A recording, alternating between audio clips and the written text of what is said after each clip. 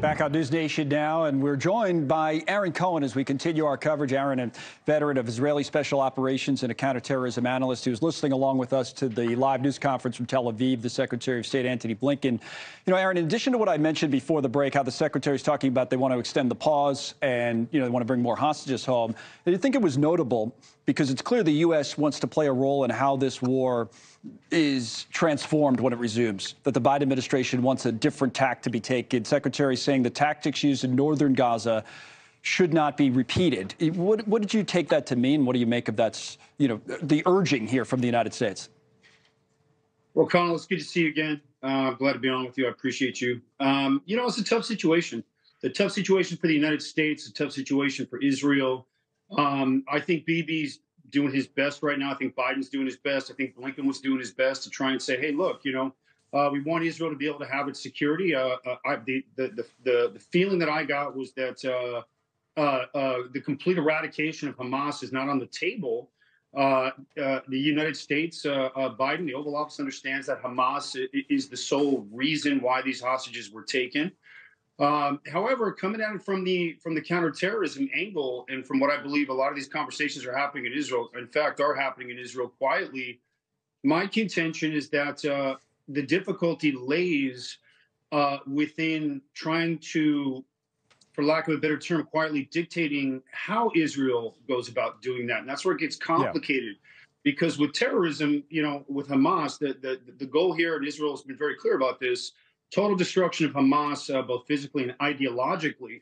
But the problem is that involves being able to put strategic missiles into those buildings, have special operations forces in Israel doing those methodic clears, house to house, that slow and deliberate clearing, the dog unit, OKETs, the Yachlom unit, which is the EOD unit. And Israel's been working fantastically. The problem is that there's a civilian casualty price to pay, no different than Iraq or Afghanistan. And so that's urban warfare. That's asymmetrical warfare. It's a tough situation. Yep. But Israel wants to get back to work. I can tell you that's the first priority. We've heard that this week, right? And, I thought it was interesting to contrast the tone and even the comments from the U.S. Secretary of State, kind of essentially warning, for lack of a better term, the Israelis, hey, we don't want to see you do it the way you've been doing it, with the comments we've heard from Israel and the Prime Minister there, Benjamin Netanyahu, this week. Let's listen to a little bit of what he had to say, then you can react. Here's Netanyahu.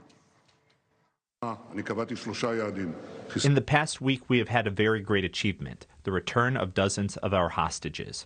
A week ago, this seemed imaginary, but we achieved it. But in recent days, I have heard a question. After completing this stage of the return of our hostages, will Israel go back to the fighting? My answer is an unequivocal yes. There is no situation in which we do not go back to fighting until the end. This is my policy. Okay, so the words are not necessarily at odds. That you could argue they're saying the same thing, but it's a different tone where Blinken is saying what you did in the past, quote unquote, should not be repeated. Netanyahu's saying, hey, are we going to go back to fighting? Unequivocal yes. Pick up on the differences that you see.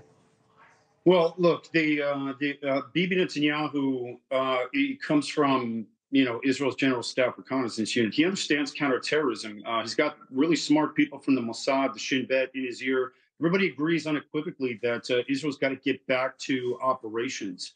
The reason why is because Israel has a lot of experience and understands that the reason, and I've said this to you before, the reason why that pressure or that Sir Lachatz campaign, translated literally means pressure cooker, that pressure cooker campaign, which I believe will get taught at war colleges for the next 30 years in terms of how effective it was, put Hamas in a situation where they were begging for that ceasefire, literally begging for it. And so it really put Hamas on the run. And the way that works is when you push them into a corner, there's nowhere for them to go. They're essentially surrounded. So Bibi's disposition is going to be one of strength, and I agree with him. It works when it comes to counterterrorism.